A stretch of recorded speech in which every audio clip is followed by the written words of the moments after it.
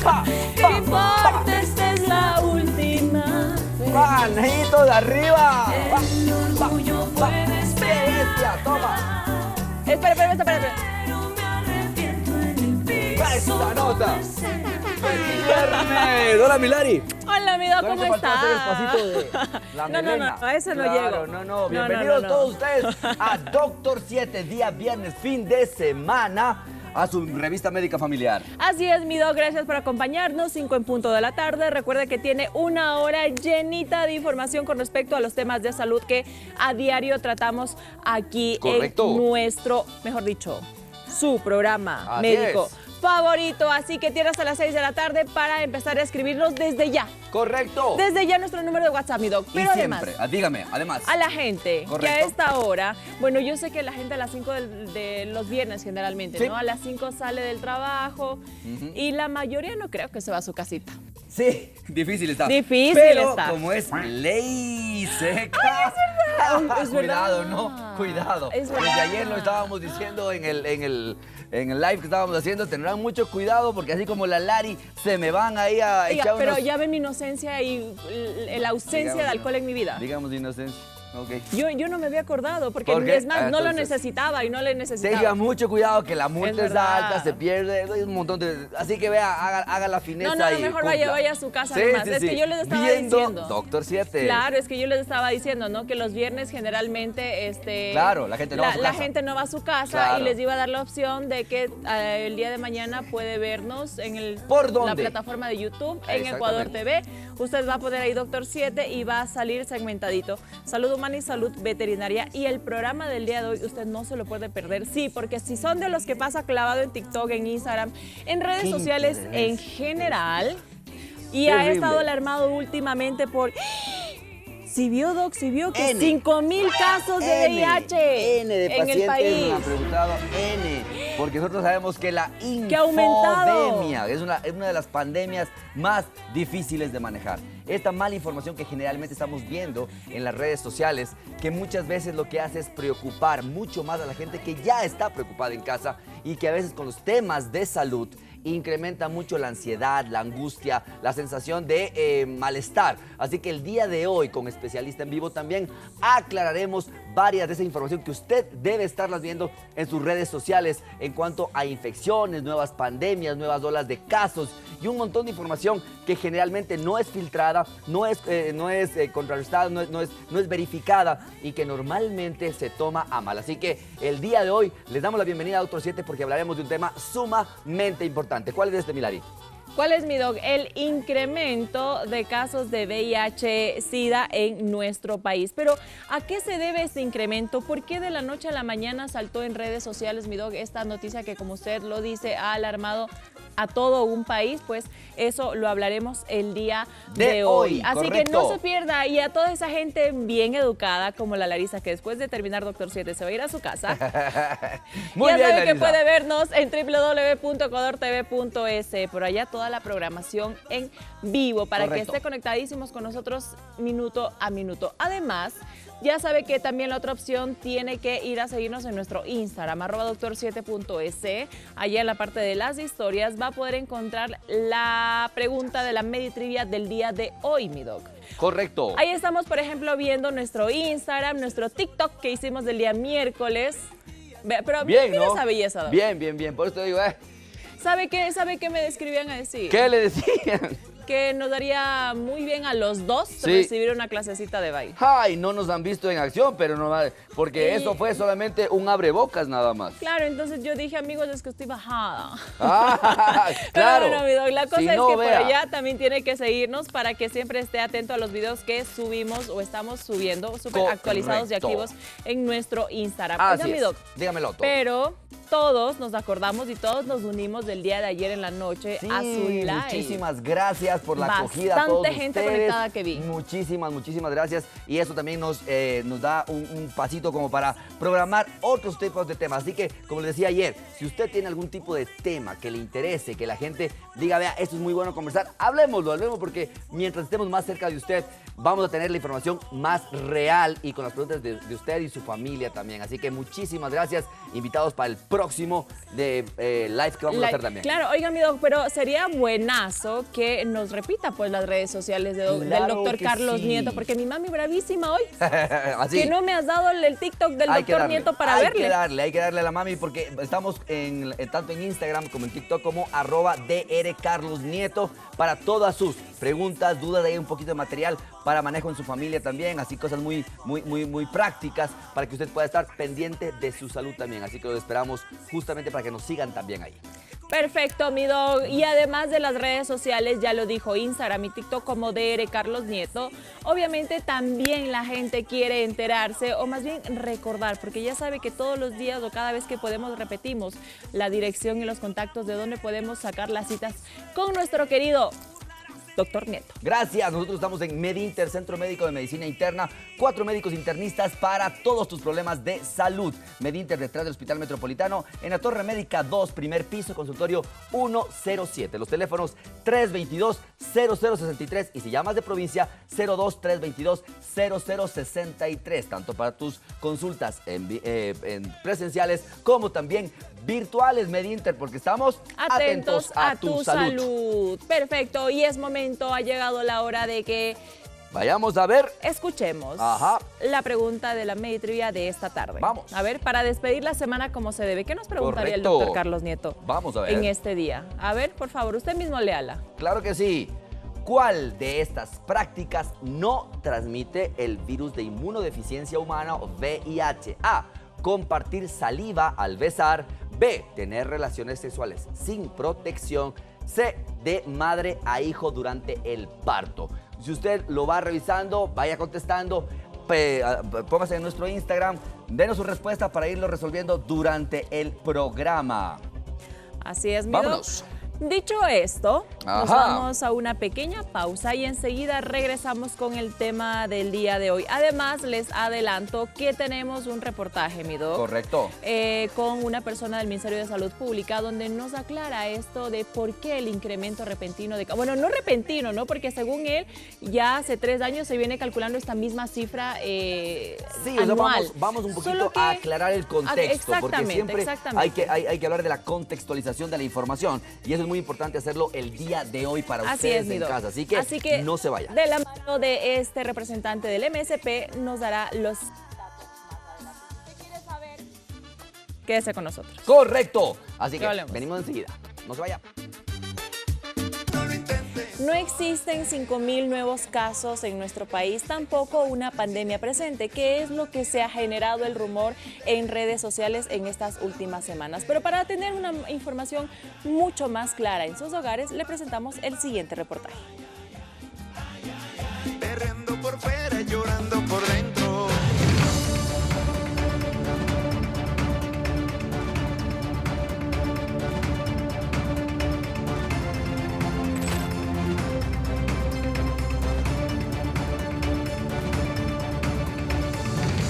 Esto es completamente falso. La desinformación que se ha difundido en las redes sociales sobre una posible pandemia de VIH en Ecuador, debido a un supuesto aumento de más de 5.000 casos reportados, es errónea. Así lo ha explicado el representante de la Estrategia Nacional del VIH-Sida del Ministerio de Salud Pública. Mientras usted más tamizaje hace, usted más casos va a reportar. En el caso del año 24 se cerró con 5.476 casos nuevos de VIH. Los otros años del año 23 y 22 también se cerraron con 5.000 casos. Entonces, mientras más tamizaje hagamos, más casos nuevos van. De acuerdo con los informes del MSP, en los primeros 3 meses del 2025 se reportaron 608 nuevos casos de VIH en el país, cifra muy distinta a los 5.000 que aseguran algunas publicaciones virales. Sí, hemos tenido alrededor de un promedio de 5.000 casos todos los años, ¿no? En estos últimos años, pero que está ligado a todo este puesto de tamizaje. Vamos a iniciar con un componente que se llama la prevención comunitaria en VIH, sífilis e ITS en la región amazónica. Y no nos admiremos que logremos a lo mejor captar más casos en la región amazónica porque estamos entrando con toda una campaña de tamizaje para estas 3 enfermedades que es VIH, hepatitis y sífilis. Pero ¿a qué se debe este incremento de casos reportados? Hemos implementado los servicios inclusivos. Tenemos 19 servicios inclusivos que están conformados por un médico, por un psicólogo, enfermera, laboratorista y un promotor PAR que nos ayuda a ubicar a las personas, digamos, sobre todo de grupos de población clave donde está la prevalencia. ¿Qué nos ha permitido? Aumentar el número de tamizaje. Y ese número de tamizaje lo que ha hecho es captar muchos más casos. Históricamente, las provincias con mayor número de personas diagnosticadas con VIH son Pichincha, Guayas, El Oro, Los Ríos, Manabí, Esmeralda, Santo Domingo y Azuay. Sin embargo, también existen personas registradas fuera de estas provincias, ya que se trasladan de una a otra para recibir tratamiento, muchas veces por desconocimiento de que actualmente el Ministerio de Salud Pública lidera una red integral de apoyo en las 24 provincias del país para quienes mediante el tamizaje resulten positivos al VIH. Todas las 61 unidades de atención integral que existen en el país, 51 del Ministerio, las otras del IES, Fuerzas Armadas y Policía, estamos con el mismo manual de atención y con el mismo tratamiento antirretroviral. Entonces, eso nos permite también garantizar que nuestros pacientes hagan una mejor adherencia, no se cambien los esquemas de atención y con eso garantizamos una calidad de atención y una calidad de vida también para nuestros pacientes. Si deseas participar en este tamizaje, acude al Ministerio de Salud Pública. Esta es una campaña permanente disponible para todas las personas en nuestro país.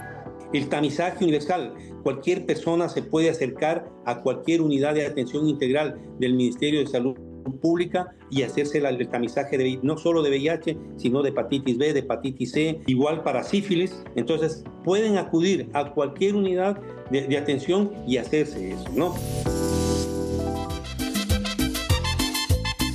Excelente información y yo me quedo con esas palabras muy importantes. Mientras más logremos tamizar, mientras más personas puedan hacerse las pruebas, vamos a tener más reales las cifras, los datos, en realidad, y los datos para que podamos tomar medidas mucho más específicas para el manejo de muchas enfermedades. Así que me quedo con esa información muy importante para la gente, mi querida Ahora, Lari. mi doc, si bien es cierto, como lo dijo el representante del MSP, sí, es verdad que se han detectado en 2023, 2022, 2023, 2024, 5,000 casos por año. Correcto. De estos... en cuanto a estadísticas, ¿no? Exactamente. Pero no quiere decir que son nuevos contagios. Sí, por eso más que todo hay que contextualizar, mi querida Lari. Exactamente, y que la gente entienda en casa. Sí, por ejemplo, ya se habla, y por eso vemos que cuando hablamos en las redes sociales y vemos un montón de información que ustedes podrían ver, entonces ellos hablan acerca de una pandemia. Entonces, si eventualmente podemos hablar una pandemia como el COVID, por ejemplo, nosotros estamos todavía en esta parte de poder pasar esta pandemia. ¿Qué significa una pandemia? Significa un brote a nivel mundial, o sea que eventualmente al mismo tiempo en todo el mundo se produce una infección que tiene en común un mismo patógeno para muchísimas personas en diferentes puntos del mundo. O sea, eso es una pandemia. Pero nosotros no hemos tenido ningún tipo de reporte de parte de la OMS, ¿sí? o de la OPS, en el cual nos estén diciendo que los casos se han incrementado en el mismo momento en varias partes del mundo y que estemos teniendo un brote importante de este tipo de eventos. No, no es así. Descontextualizado completamente las palabras de Winnie Byanyima, la representante justamente de la Organización Mundial de la Salud, para poder hablar acerca del VIH. ¿Qué es lo que ella dijo en marzo de este año?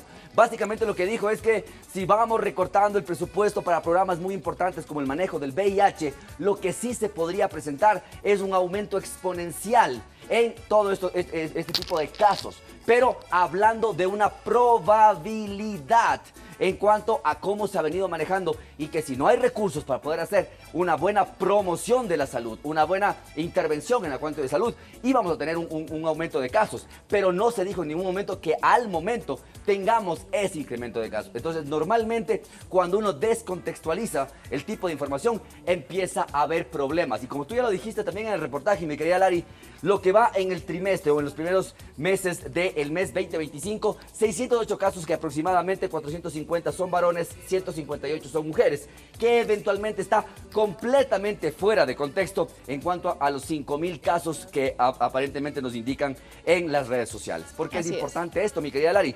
Porque al 2023, más o menos reportados 48.782 pacientes, de los cuales el 88% de estos pacientes están en terapia con antirretrovirales. ¿Qué significa? Que el Ministerio de Salud Pública ha logrado abarcar la gran cantidad de pacientes para poder tener un tratamiento adecuado. Y no solamente eso, el 72% con una carga baja, con una carga que no tiene, que no se detecta. ¿Qué quiere decir esto? Que los pacientes están manejando adecuadamente su terapia gracias al magnífico trabajo que hacen todos los profesionales en cuanto al manejo de las clínicas de VIH a nivel nacional. O sea, este es un esfuerzo de varios años y por eso el día de hoy vamos a tener un representante, una médica internista que hace el trabajo loable de lo que es trabajar con este tipo de personas, en el cual ellas se sienten también a veces, las personas que viven con VIH, se sienten también relegadas, reprimidas por su familia, por la sociedad, y que es muy importante. Por eso, un poquito entrando en esto, para la gente que muchas veces se pregunta, oiga, ¿y VIH es SIDA? Pues no. El virus del VIH o el virus de inmunodeficiencia humana, básicamente por tiempos había sido manejado solamente en la fase zoonótica, o sea, en animales. Pero eventualmente, al tener un hospedero, después de varios tiempos a nivel de las células humanas, ¿qué es lo que hace básicamente para que usted entienda en casa?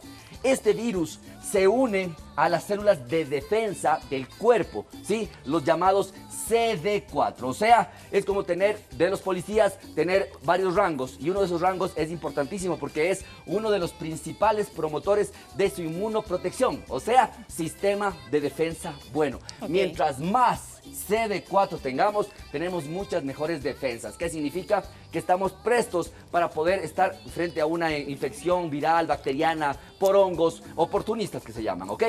Pero ¿qué es lo que hace este virus? Empieza a invadir esta parte de acá, empieza a destruir los CD4 y empieza a haber una inmunodeficiencia mediada por una infección. Significa que las defensas de las personas cada vez bajan, disminuyendo. Esto hace que esto sea una infección por el virus de inmunodeficiencia humana o VIH. Pero cuando hay varias etapas en este punto, pero cuando son muy bajitos los CD4, o sea, están por menos de 200, normalmente ya el cuerpo no tiene defensas para poder contrarrestar las enfermedades más comunes que tú te imaginas. ¿Y qué significa eso?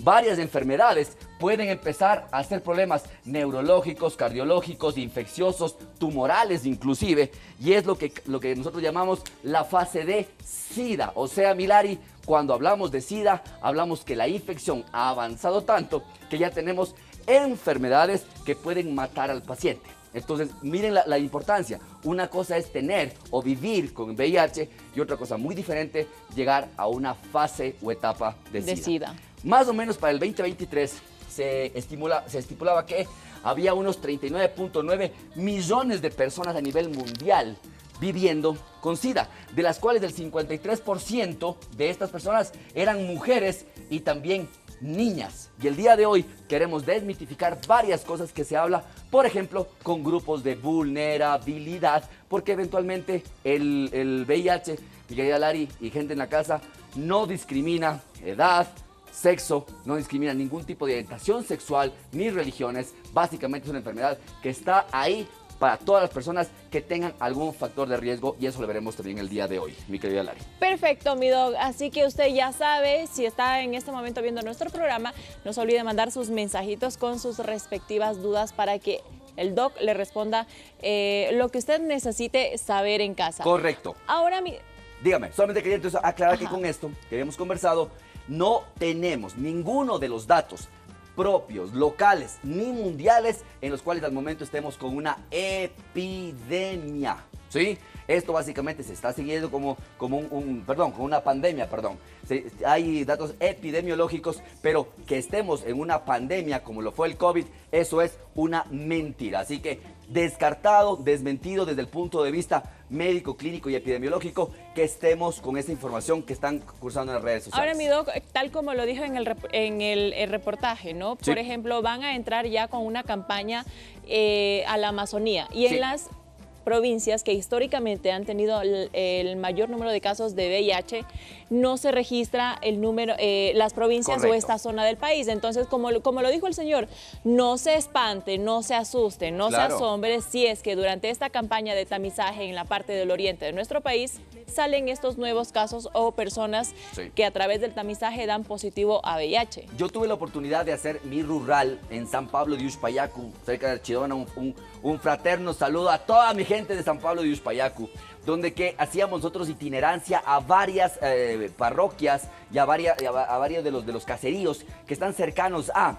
Y nosotros veíamos con cierta preocupación, ¿por qué? Porque eventualmente esto de hablar acerca de educación sexual, de la parte del tamizaje, es todavía un tabú bastante importante. Si pasa esto en las ciudades grandes, imagínense con todos ustedes que están en casa. Así que lo que nosotros les invitamos es que usted, junto a la familia, vaya pensando justamente en que estas medidas de tamizaje nos permiten tener mejores respuestas frente a algún tipo de problema. Así que no le tenga miedo al tamizaje. No sé si tú sabías, Milari, pero hoy por hoy sí se necesita una autorización todavía del paciente para que se pueda hacer la prueba de VIH. ¿Sí?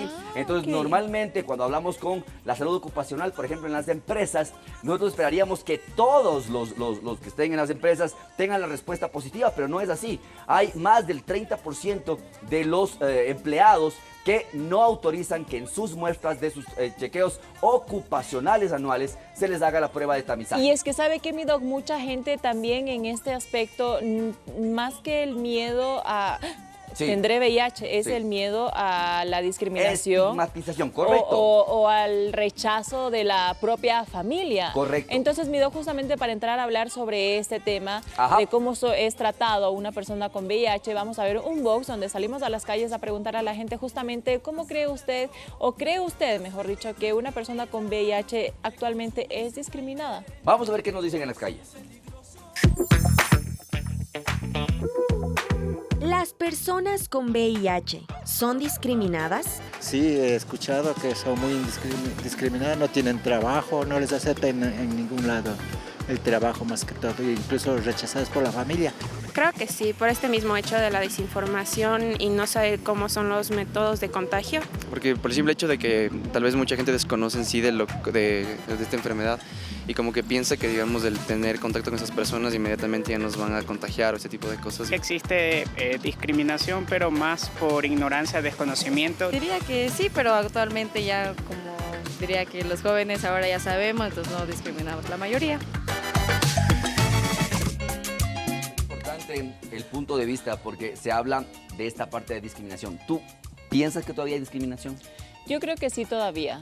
Ya no, yo creo que no hay que generalizarlo, ¿no? Pero creo que en ciertas personas de ciertas edades quizá o de ciertos grupos todavía hay este estigma contra las personas con VIH-Sida. Sí, eventualmente sí nos da un poco de preocupación porque inclusive alguien hablaba acerca de la desinformación o la ignorancia. Yo creo que a las alturas que estamos nosotros con toda la parte de los programas mundiales han sido difundidos de tantas maneras que desinformación habrá con el que no quiere revisar o saber del tema.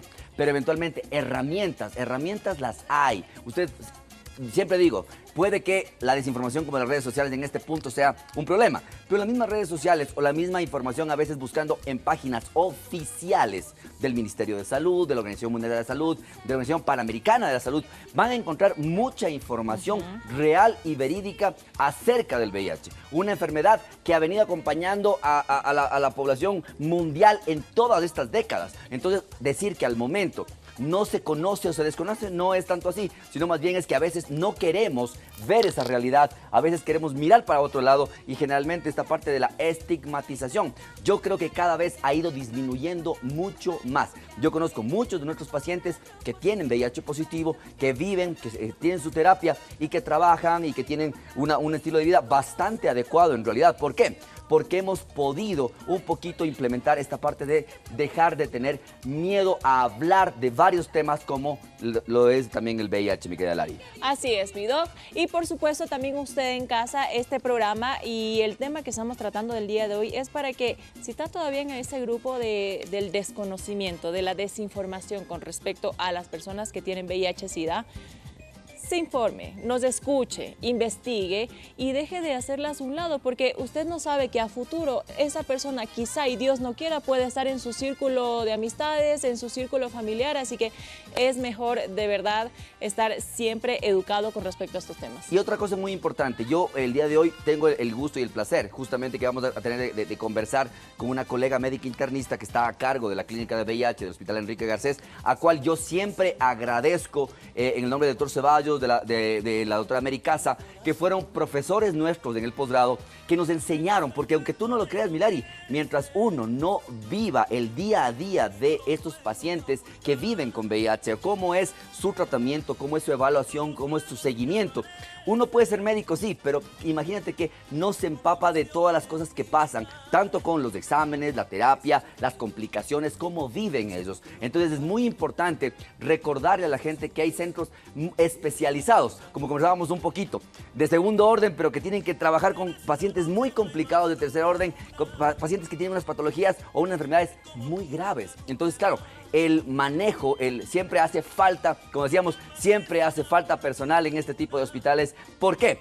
Porque eventualmente, por más que quieran desdoblarse, hacerse 2 y 3, tienen que salir adelante. Por eso es muy loable lo que ellos hacen por los pacientes VIH positivos o que viven con VIH todos los días. Así que un fuerte saludo y una felicitación a todos los hospitales y también a Enrique Garcés, que siempre está aportando en la formación inclusive de médicos internistas. Y de donde el día de hoy nuestra invitada forma parte de este hospital, así que más adelante la vamos a tener. Y mi doc, también aprovechando la pregunta de la Meditrivia, sí, ¿de qué manera puede una persona contagiarse con VIH-Sida? También creo que hace falta educar también a las personas en ese aspecto, ¿no? Sí, correcto. Y aclararlo un poco también, creo que sería justo y necesario o recordarle cuáles son estas maneras o estos métodos de contagio de estos pacientes, porque yo alguna vez había escuchado a una abuelita, no mi abuelita por si acaso, a una abuelita, correcto, que decía, no, pero es que ¿cómo te vas a llevar con él si es que no le prestas la cuchara, no le prestes la ropa, que te vas a enfermar? Entonces, claro. Por eso es muy importante, y gracias ahí por la pregunta, porque obviamente un poquito dando paso a lo que vamos a ver justamente con nuestra especialista. Entonces, una de las primeras condiciones para que haya una transmisión generalmente puede ser de persona a persona por relaciones sexuales con una persona enferma de VIH o que tenga VIH positivo, que viva con VIH y que no tenga un tratamiento adecuado y tenga una carga viral incrementada. Esto por relaciones sexuales sin protección. Recuerden que por eso te digo que esto de que no hay información, me queda la duda, porque normalmente se hacen talleres, se van a colegios, en escuelas, se hacen un montón de campañas para hablar acerca de el peligro que es tener relaciones sexuales sin protección. Ojo, que no estamos hablando de hombre con hombre, mujer con mujer, no estamos hablando de relaciones sexuales, en el cual ya es una de las más conocidas. La segunda, que es la parte de verticalidad. ¿Qué significa verticalidad?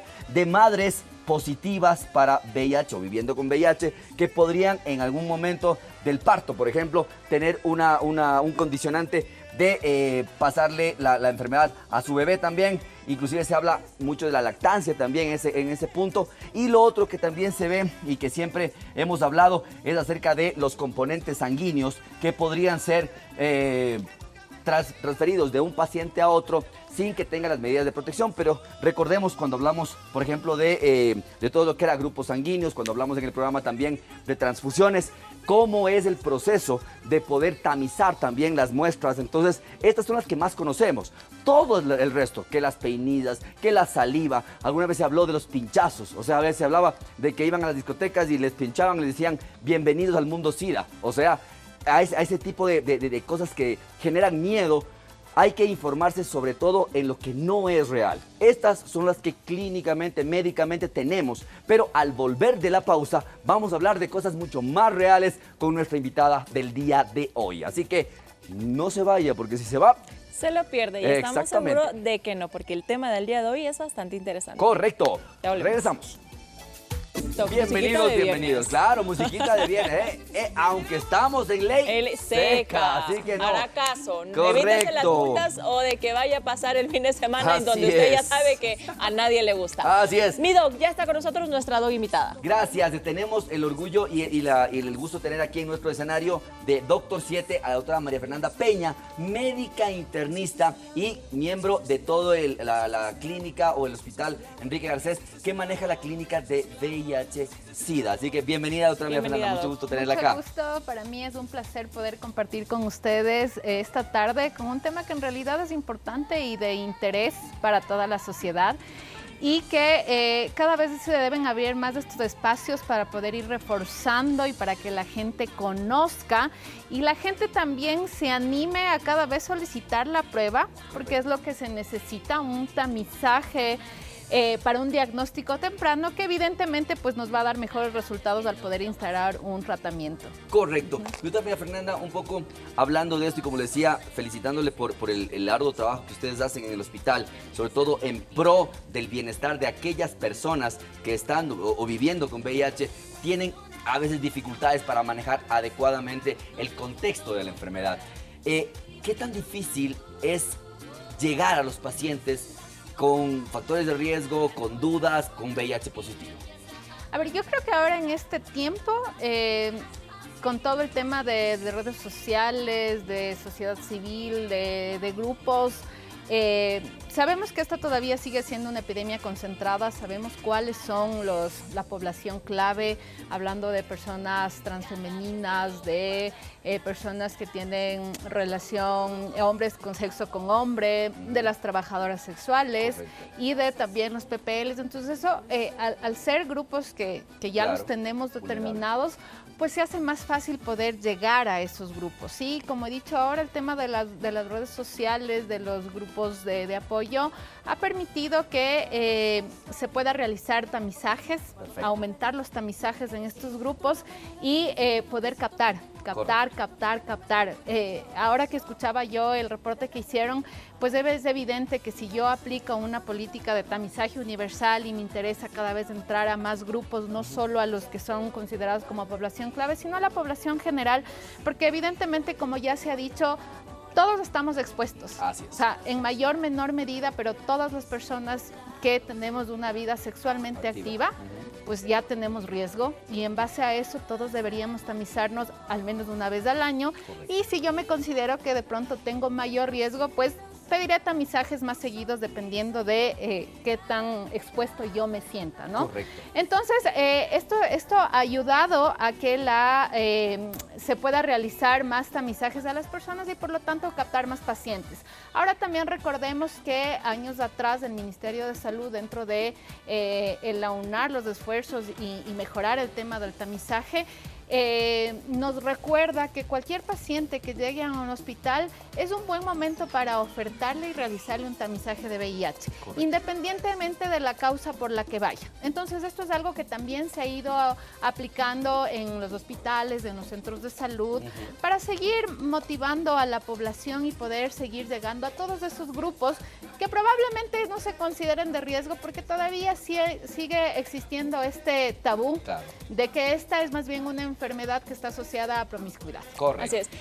Sí. Doc, ahora, que así como hay esta campaña permanente de tamizaje, ¿verdad? En la red del Ministerio de Salud Pública, también tengo entendido que hay tratamiento en las 24 provincias del país y una de ellas es la clínica de VIH-Sida que está localizada en el Hospital Enrique Garcés. Cuéntenos sobre el manejo, ¿cómo es el manejo dentro con los pacientes que han dado a positivo? Listo. Nuestra unidad es una unidad que atiende desde el 2003, ¿sí? Como ya lo dijo el doctor, que ha tenido pues el privilegio de ser alumno del doctor Nelson Ceballos y la doctora Rosa Terán, que fueron los pioneros en realidad de la clínica de VIH, y ahora pues los que seguimos estamos tratando de mantener lo que ellos han hecho en la clínica. Cuando los pacientes son captados, ya sea de sociedad civil, de centros de salud, de la Cruz Roja, de grupos o de organizaciones que nos apoyan como Esquimirina, pues son remitidos a nuestra unidad de atención, en donde nosotros realizamos ese mismo día la atención para poder determinar factores de riesgo, sobre todo de enfermedades oportunistas que impliquen el ingreso a hospitalización, y estudiar tuberculosis, que es una de las más frecuentes y que todavía sigue matando a nuestros pacientes, por decirlo así, y otro tipo de enfermedades como histoplasmosis, criptococosis, en el contexto de una enfermedad avanzada, como ya lo habían explicado, y otras enfermedades oportunistas. En el caso de que nosotros, al hacerle la anamnesis, la valoración física, pues determinamos que no hay riesgo, que el paciente está asintomático, nosotros como unidad y como dentro de las normativas internacionales está en los protocolos de manejo, ya le iniciamos el tratamiento al paciente, ¿sí? Es como ustedes saben, el tratamiento que acá manejamos como esquema de primera línea es un tratamiento de una triple terapia. Correcto. Que ahora está dado por inhibidores de la integrasa, ¿sí? Que es algo nuevo, moderno, mejor a lo largo del año. La medicación antirretroviral ideal es la que conste de menos tabletas, menos efectos adversos. Correcto. Y menos tomas para el paciente. Correcto. Entonces, por eso es que sabemos que ya a nivel mundial existen ahora los inyectables mensuales, los semestrales. Claro. La idea es tratar de mejorar cada vez de esto para que sea más atractivo, claro, para el paciente. Justamente eso es lo que a veces la gente tiene miedo, porque siempre escucha, por ejemplo, y hemos tenido algunas preguntas en programas anteriores en los cuales nos decían, es que son demasiadas tabletas, es que es un montón de... y la irritación gástrica. Lo que dice la doctora es muy cierto.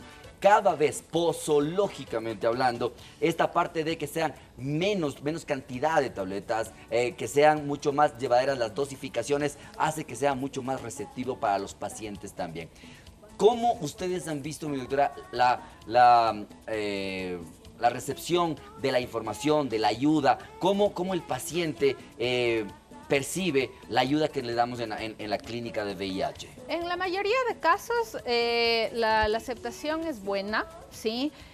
Los pacientes, obviamente, luego de lo duro del diagnóstico, correcto, porque no se puede negar que aún todavía sigue siendo duro, entran en una etapa de negación, correcto, de aceptación, sobre todo porque todavía se mantiene este tema de estigma y discriminación, correcto, pero aún así uno explicándole, solicitándole también, o sea, aquí es muy importante el trabajo con la sociedad civil, ¿sí?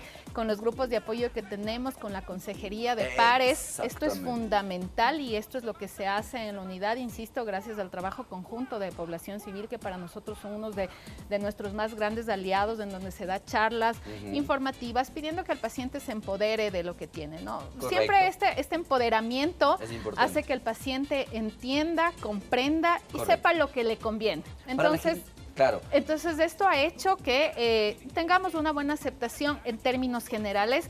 Hay grupos de pacientes que todavía por desconocimiento, por miedo, por depresión, por falta de apoyo en la parte social, abandonan el tratamiento. Correcto. Y luego ellos son los que vienen ya más complicados más tarde, ¿no? Pero en términos generales yo pienso que la aceptación en la mayoría de pacientes es muy buena, y por eso es que en nuestra unidad el porcentaje de adherencia es aproximadamente del 90%. Qué buena noticia, Vidoc. Para la gente que está en casa y que dice, bueno, ¿cuál es este apoyo o esta contraparte como apoyo de pares? ¿Qué significa para la gente que está en casa? A ver, la Consejería de Pares Correcto. es el trabajo entre una persona viviendo con VIH Exactamente. y la persona que recién ha recibido su diagnóstico. La noticia. Correcto. ¿Sí? Entonces, esto es sumamente importante porque como todavía tenemos ese mito, ¿no? Claro. O sea, esa imagen de lo que antes era cuando te diagnosticaban de VIH, que prácticamente era una sentencia de muerte, que llegabas a lo que antes se decía a SIDA y pues que no tenías más opciones. Ahora esto ya cambió con la llegada del tratamiento antirretroviral y más bien ya la concepción o la imagen antigua para nada. O sea, tú ahora ves pacientes y tú vas a la unidad, ves pacientes que de pronto te los cruzaste en la calle, ves pacientes que no son los flaquitos, los que están en malas condiciones, sino son pacientes, o sea, o su calidad de vida son como nosotros, o sea, entonces esto hace que el paciente que está con miedo, que está con temor, que está con dudas, pues se sienta más seguro, porque de alguien que ya vive lo mismo de él, pues tiene más información y puede reflejarse en el mismo espejo, porque a veces lo que dicen es, claro, doctora, para usted es fácil porque usted no tiene su diagnóstico, ¿no? Claro. Pero entonces alguien que sí, como que ese es el apoyo o la información que más le puede dar, ese confort, ese aliciente para poder continuar. Así es, mi doc. Tenemos mensajitos de la gente que nos ha escrito. Buenas tardes, doctor 7. ¿Puedo tener relaciones sexuales sin transmitir el virus si estoy indetectable? Correcto. Ahora esto mucho a nivel de la CDC, de OPS, y es una de las cosas que siempre a los pacientes se les dice. Cuando un paciente toma su medicación de manera adecuada y llegamos a tener carga viral indetectable, es igual a no transmisible. Entonces esto es bueno para control de tratamiento, pero también es una política de prevención, ¿no? Porque si yo tengo un paciente que está controlado y que está con carga viral indetectable, obviamente ese paciente no va a contagiar al resto. Entonces, aparte que es control de tratamiento y de ver que la enfermedad está bien, también es una política de prevención. Correcto. Es muy importante también en este sentido, porque hablábamos un poco, nosotros en el caso muy particular estuvimos en la clínica en el año 2006 más o menos, 2006, 2007. Y claro, era evidente que estas fases, esta cara que tenía muy clásica del paciente que tenía un tratamiento anterior, o sea, ya lo estigmatizaba aún más todavía. Ahora, como usted bien lo dice, bien lo menciona, muchas veces uno, al hacer historia clínica, resulta que nos indican que es VIH positivo, que está en tratamiento y que todo lo demás, porque es una persona normal, digamos, en el contexto de que no tiene una característica propia. Pero la pregunta del millón, ¿podríamos decir que los pacientes que ahora viven con VIH tienen el mismo riesgo de fallecer que las demás personas de otras patologías? Por ejemplo, que si no hacen ejercicio, si es que están obesos, si es que podrían tener más bien un fallecimiento por otro tipo de enfermedades como... Correcto, de hecho, ahora que tenemos terapia antirretroviral, que se hace un tamizaje, que se hace un diagnóstico más temprano, pues ya las causas de muertes que antes se veían que era por enfermedades oportunistas han ido disminuyendo, y como la población va envejeciendo por el tema de la medicación antirretroviral, pues ya estamos viendo otras patologías que están ligadas al envejecimiento de la población, por ejemplo, diabetes, hipertensión, síndrome metabólico. Entonces ahora nosotros ya nos obliga a cambiar un poco el chip. Y tratar de más bien buscar estos factores de riesgo e ir cambiando ya cuáles van a ser nuestras prioridades en el tema de atención y manejo. Porque antes nos preocupábamos más evidentemente por las enfermedades oportunistas, entonces nos tocaba estar en búsqueda y todo. Ahora, claro, en los pacientes que ya llegan con enfermedad avanzada es evidente que la prioridad es esa, pero en la mayoría de pacientes que ya van envejeciendo con nosotros, pues ya nos toca buscar este tipo de... Muy bien. Al volver de la pausa, vamos a hablar acerca de las terapias. ¿Hay terapias de rescate? ¿No hay terapias de rescate? ¿Son indicadas? Todas estas preguntas quedamos para el siguiente bloque de Doctor 7. Así que no se vaya, porque si se va... se lo pierde. Ya regresamos con la parte final. Volvemos, mi doc, con la parte final de Doctor 7 y como usted lo dijo, ¿no? ¿Cuáles son esas terapias de...? Normalmente cuando antes hablábamos solamente terapias o tratamientos para tratar de aplacar un poco la parte de este consumo del sistema inmunológico. Y como bien decía la doctora María Fernanda, que el paciente inicialmente no fallezca por una infección oportunista. ¿Qué significa una infección? Que si el sistema inmunológico estuviese completamente normal, no le daría al paciente. Pero, mi doctora María Fernanda, ¿cuáles de las terapias que se habla en redes sociales a nivel mundial, de esto de preexposición, posexposición, cuáles son las que tenemos? ¿Tenemos todas nosotros acá en el país? Sí, nosotros tenemos ahora, junto a la Estrategia Nacional de VIH y evidentemente el esfuerzo del Ministerio de Salud, nosotros tenemos la profilaxis preexposición, que es la famosa PrEP, que deben haber escuchado, la PrEP. Entonces, esta terapia se da en base de tenofovir en rizitabina, es una tableta que se tiene que tomar todos los días y que se tiene que hacer controles cada 3 meses con una prueba de tamizaje para VIH y un control de creatinina, ¿sí? Correcto. Estas terapias ahora acá actualmente en el país, desde el Hospital de Calderón, en la Unidad de Atención Integral, tenemos el Centro Histórico, tenemos las casas y de manera particular tenemos la Quimirina, que es la pionera en esto, igual con apoyo del Ministerio, ¿sí?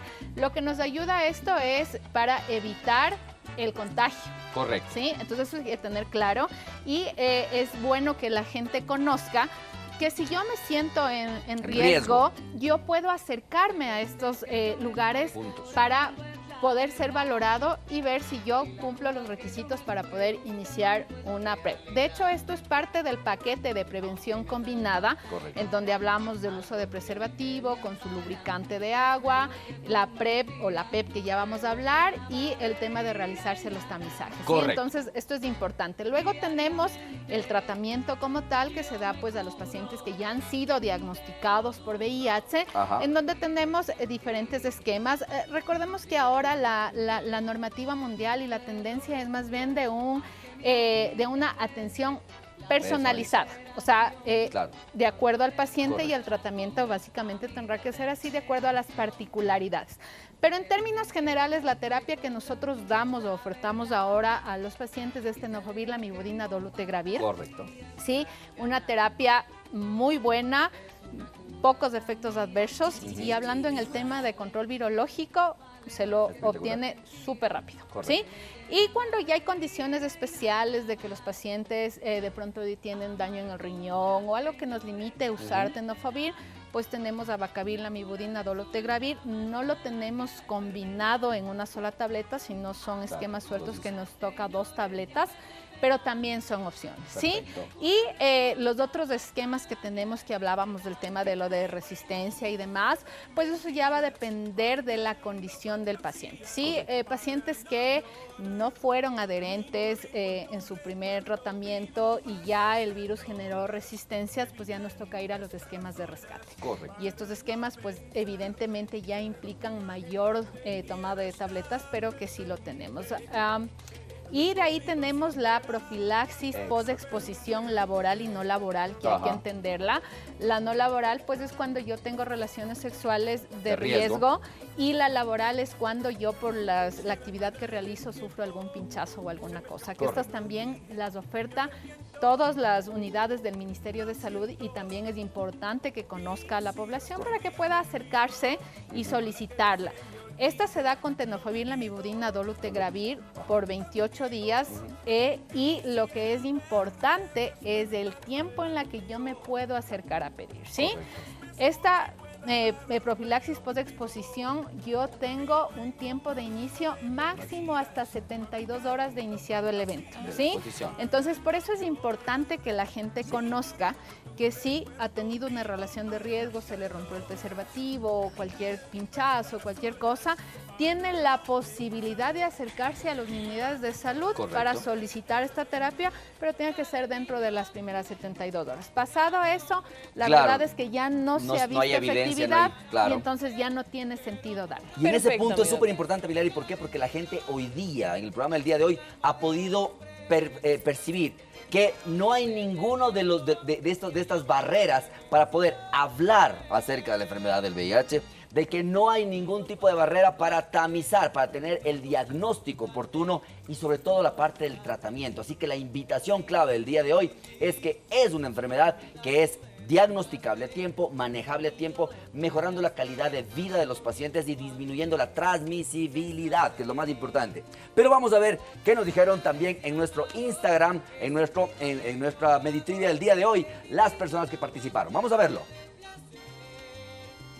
¿Cuál de estas prácticas no transmite el VIH? La opción A nos dice compartir saliva al besar, 60%. Perfecto. La opción B, tener relaciones sexuales sin protección, 13%. Y la opción C, de madre a hijo durante el parto, 17%. Correcto. ¿Cómo ven las respuestas, mi doc? Perfecto. Muy bien.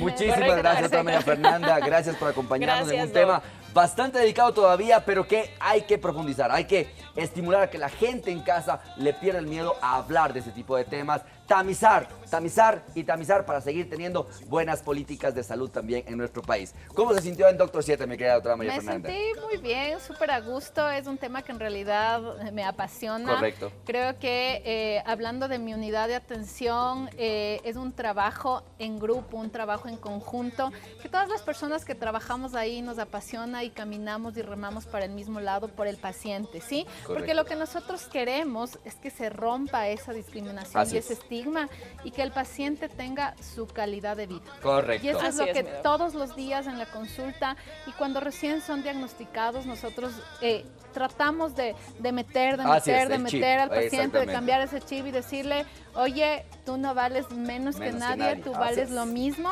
Y Así si es. tú haces las cosas bien, vas a ver que puedes tener una calidad de vida excelente y cumplir Exactamente. todas las Tus metas que te has propuesto. Completamente Perfecto, de mi doc. acuerdo. Así Muchísimas nos vamos gracias. despidiendo. Gracias, Doc. Gracias a usted por acompañarnos.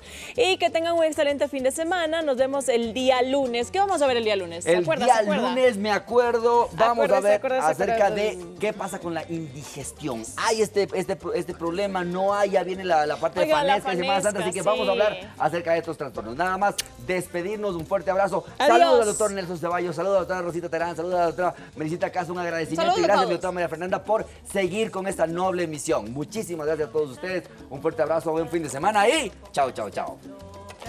Deseo abrir tu alma y